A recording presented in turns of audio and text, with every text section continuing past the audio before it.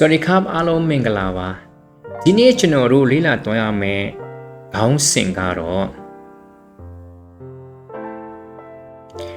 เด็กเตะบอลกับเป็ดเละเทะဘောလုံးကန်တော့ကလေးနဲ့ရှုပ်ပွားปีတော့ဘဲကလေးဆိုတဲ့ခေါင်းစဉ်ကိုကျွန်တော်တို့ဖတ်သွားမယ်ဆိုတော့ဒီနေ့ဒီဖတ်သွားတဲ့အကြောင်းအရာကတော့ဒီကျွန်တော်တို့ A အတန်ကိုပို့ပြီးတော့ဦးစားပေးတဲ့သင်ခန်းစာဖြစ်ပါတယ်ကျွန်တော်တို့ဆက်ပြီးတော့ဆက်သွားရအောင်ကျွန်တော်နှစ်ခေါက်ဖတ်ပြီးမယ်ပြီးလို့ရှိရင်ပထမတစ်ခေါက်ဖတ်ပြီးမယ်ဒုတိယတစ်ခေါက်မှာကျွန်တော်တို့ဘာသာပြန်မယ်โอเคကျွန်တော်ဆက်သွားရအောင်เท็ดดี้และเด็กๆ7คนเล่นเตะบอลตอนเย็นที่สนามหญ้าส่งเสียงเอะอะอย่างสนุกสนานขณะที่เท็ดดี้เตะบอลลูกบอลกลิ้งไปโดนเป็ดตัวหนึ่งเท็ดดี้และเด็กๆ7คนเท็ดดี้နဲ့ကလေး9ယောက်ကြီးเล่นเตะบอลဘောလုံးကစားကြပါသည်ตอนเย็นที่สนามหญ้าညနေခင်းအချိန်မြက်ခင်းပေါ်တွင်ส่งเสียงเอะอะอย่างสนุกสนานပျော်ရွှင်ခြင်းနဲ့အတူစူညံတန်တွေဖြစ်နေကြပါသည်ဆိုတော့ Teddy ဒီထဲမှာ Teddy ကစက်ကောင်ပေါ့နော် Teddy ကဘောလုံးကန်တာပေါ့နော် Teddy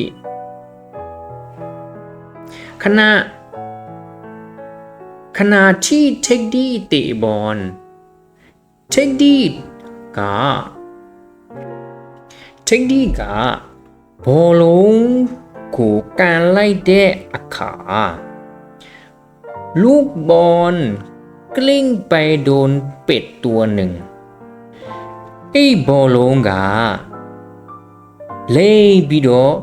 ဘဲတစ်ကောင်ကိုတိုက်မိသွားပါသည်ကျွန်တော်ဟုတ်ပြီကျွန်တော်ဆက်သွားမယ်ที่กำลังเลมหญ้าอยู่ในหนองน้ำที่มีเห็ดขึ้นอยู่รอบๆพวกเขาเห็นเป็ดลื่นถลายไปในบ่อโคลนดูเละเทะเป็ดทำหน้าแบะเจ้าเป็ดช่างเกะกะจริงๆเด็กๆต่างหัวเราะเฮะแต่เท็ดดี้ที่เป็นคนเตะบอลรู้สึกผิดจึงรีบเข้าไปเก็บบอลที่กำลังเลมหญ้าอยู่ရေကန်ထဲမှာကျက်စားနေတော့ရေကန်ထဲမှာမျက်စားနေတော့ในหนองน้ำที่มีเห็ดขึ้นอยู่รอบๆในหนองน้ำရေကန်မူပြည့်နေတဲ့ရေကန်ထဲမှာတဲ့ที่มีเห็ดขึ้นอยู่รอบๆหมู่พี่นี่เด้ยีกันแท้มาที่กำลังเลมหญ้าอยู่เนี่ยซานี่ดงจัดซานี่ดงพวกเขาเห็นเป็ดลื่นถลายไปในบ่อโคลนသူတို့တွေကတဲ့ဘဲတကောင်ချော်လဲပြီးနွန်ထဲပြုတ်ကျသွားတာကို ဒူလေဘော်ရဲဘော်ခရွန်ဒူလေထေသူတို့တွေတွေ့လိုက်ရပါသည်ဒူလေထေအောက်တစ်ခေါက်ကညစ်ပတ်နေတဲ့ပုံပေါက်နေပါသည်เป็ดทำหน้าเบะဘဲကမျက်နှာရှုံမဲ့ပြီးတော့နှကန်းဆူနေပါသည်เจ้าเป็ดช่างเกะกะจริงๆတကယ်ကိုအနောက်ရှက်ပေးတဲ့ဘဲเด็กตังเด็กตังหัวเราะเฮ้เฮ้ဖြစ်ကလေးတွေကရည်ကြပါသည်แต่เทคดี้ที่เป็นคนเตะบอลรู้สึกผิดဒါပေမဲ့ဘောလုံးကိုကန်လိုက်တဲ့တဒီကတော့รู้สึกผิดအပြစ်ရှိတယ်လို့ခံစားရပါတယ်ခံစားရပြီးတော့တဲ့จึงรีบเข้าไปเก็บบอลဘောလုံးကိုအမြန်ပြန်ယူဖို့တွားလိုက်ပါသည်โอเคเนาะကျွန်တော်ဟိုအောက်မှာတစ်ခေါက်ပြန်ဖတ်ဖို့ရှိပါတယ်ဆိုတော့နောက်ဆုံးမှာဖတ်လိုက်နောက်ဆုံးမှာကျွန်တော်တို့တစ်ခေါက်ပြန်ဖတ်ကြမယ်အဲ့ဒီမှာဆိုရင်ကျွန်တော်တို့ပို့ပြီးတော့ကျွန်တော်ဓာတ်ရိုက်ပါတာပြန်ပြီးမယ်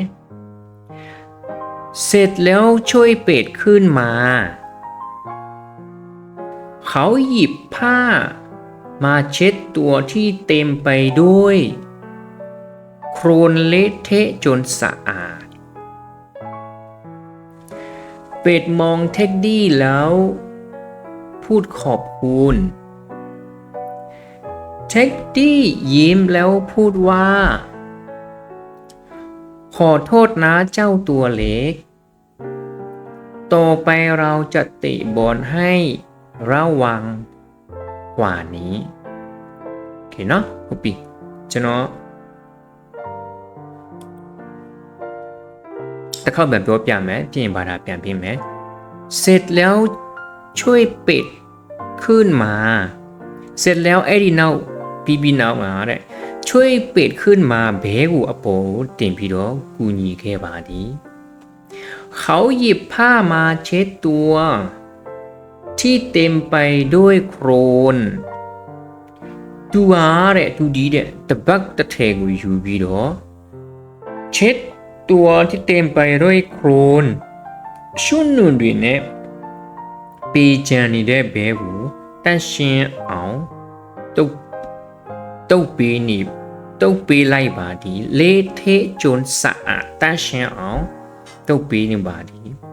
เป็ดมองเท็ดดี้แล้วพูดขอบคุณဘဲကလေးကတက်ဒီကိုကြည့်ပြီးတော့ကျေးဇူးတင်ပါတယ်လို့ပြောလိုက်ပါသည်เท็ดดี้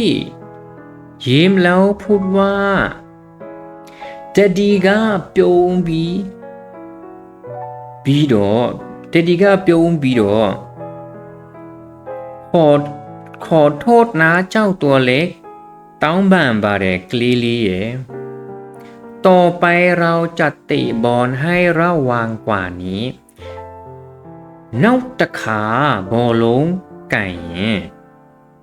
ပိုပြီးကျူးဆိုင်ပါမယ်လို့ပြန်ပြောလိုက်ပါသည်โอเคเนาะကျွန်တော်တို့နောက်ထပ်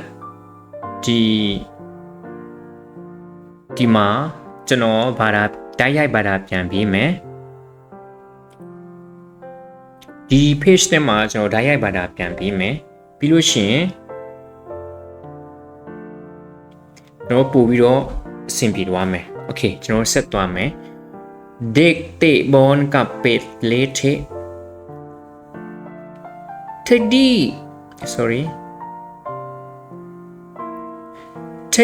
และเด็กๆ7คนเท็ดดี้နဲ့ကလေး9ယောက်ဟာเล่นเตะบอลဘောလုံးကန်နေကြပါသည်ตอนเย็นที่สนามหญ้าညနေပိုင်းမြက်ခင်းပေါ်မှာส่งเสียงเอะอะอย่างสนุกสนานအတန်တွေဟေးဟေးဟာဟာပျော်ရွှင်စွာနဲ့ကစားနေကြတယ်အတန်တွေလည်းဟေးဟေးဟာလုပ်နေကြပါတယ်ခဏที่เท็ดดี้เตะบอลเท็ดดี้ ဘောလုံးကန်သွားတဲ့အချိန်မှာลูกบอลกลิ้งไปโดนเป็ดตัวหนึ่งဘောလုံးကဘဲတစ်ကောင်ကိုတွားပြီးတော့တိုက်မိသွားပါတယ်ที่กำลังเลมหญ้าอยู่မြက်ကိုစားနေတဲ့အချိန်မှာမြက်ကိုစားနေတဲ့ဘဲကလေးတစ်ကောင်ကြီးတဲ့တက်ဒီကဘောလုံးကန်သွားပြီးတော့သွားထိသွားလိုက်တယ်ในหนองน้ำที่มีเหตุขึ้นอยู่รอบๆบลูยีกันမျိုးလဲဆိုတော့အဲ့ဒီยีกันหนองน้ำဆိုတာကยีกันအဲ့ဒီยีกันဟာဘာလဲရှိလဲဆိုတော့မူတွေအများကြီးတက်ပြီးတော့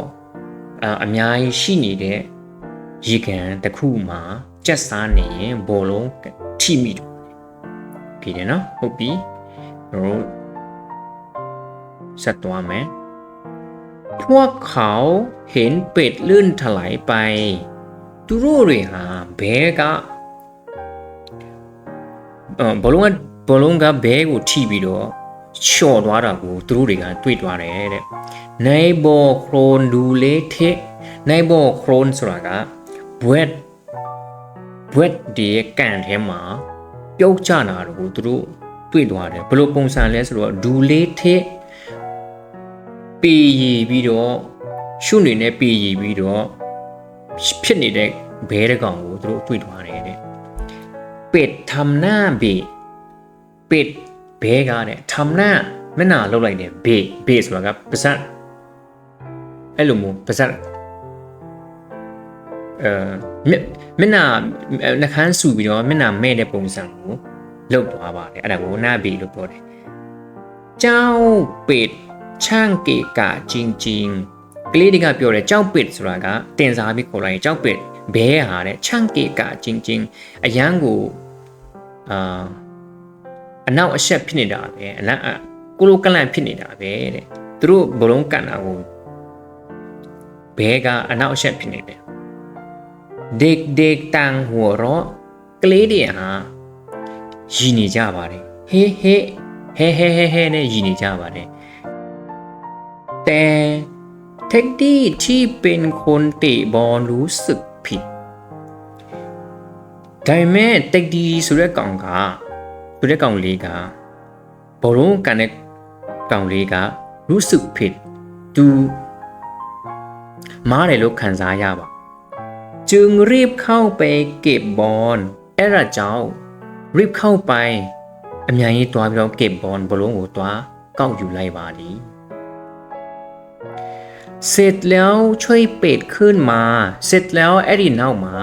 ช่วยကူညီတယ်เป็ดขึ้นมาဘဲကိုအပေါ်ကိုတင်ပြီးတော့ကူညီလိုက်ပါတယ်เขาหยิบผ้ามาเช็ดตัวသူကหยิบผ้ามาတပတ်တစ်ခုကိုယူလာပြီးတော့เช็ดตัวဘဲရဲ့ကိုယ်လုံးကိုသူကတုပ်ပေးလိုက်ပါတယ်ที่เต็มไปด้วยโครนအဲ့ဒီဘဲကโครนဆိုတာကဒီထဲမှာဘွက်တွေပေနေတဲ့ဘဲတစ်ကောင်ကိုသူတွားပြီးတော့တပတ်နဲ့တုပ်ပေးနေပါတယ်လေထဲကျွန်းစအာပေရည်နေတဲ့ဘဲတစ်ကောင်ကိုတန့်ရှင်းအောင်စအာဒီထဲမှာတန့်ရှင်းအောင်တုပ်ပေးနေပါတယ်เป็ดมองเท็ดดี้แล้วဘဲကတက်ဒီကိုကြည့်ပြီးတော့တဲ့แล้วပြီးတော့พูดขอบคุณကျေးဇူးတင်ပါတ